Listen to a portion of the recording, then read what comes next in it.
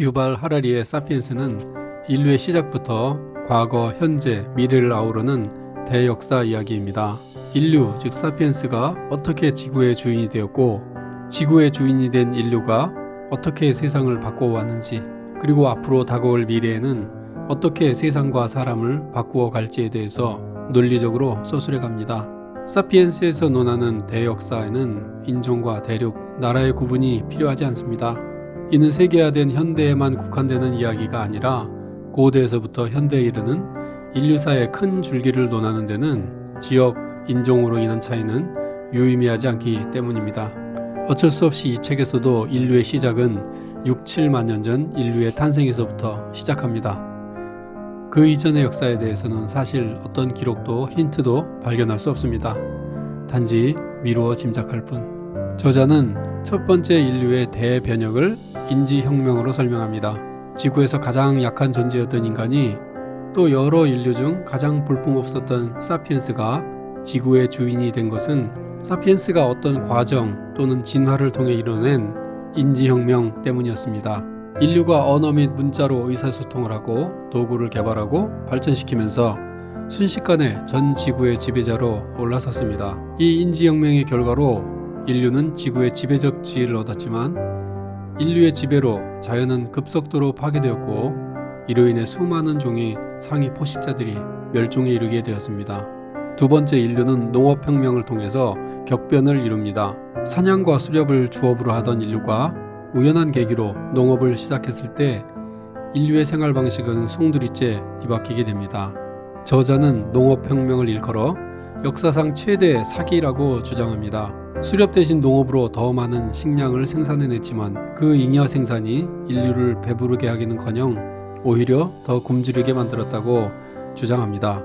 잉여 생산은 소수의 권력자 엘리트들에게 돌아갔으며 대다수의 인류는 수렵 시대보다 못한 삶을 살아가게 되었습니다. 대단위의 농업과 목축으로 인해 더 많은 수학적, 과학적, 정치적, 종교적 발전이 이루어지게 되었으며 결국 소규모 단위로 존재하던 공동체는 국가라는 조직의 작은 일원으로 살아가야 했습니다.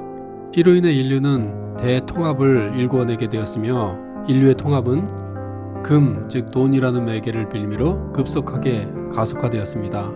또한 돈과 종교라는 과정을 통해 몇몇의 대제국으로 통합되어 갔습니다.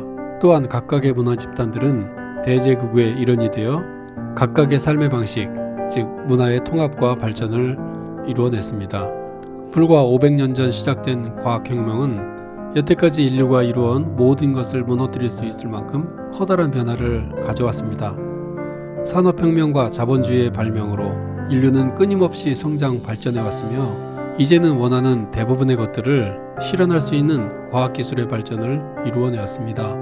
이제 인류는 인간의 생각과 인간의 육체, 즉 사피엔스 그 자체를 복제해내고 더 발전시켜 나갈 수 있는 기술 수준에 거의 다다랐습니다.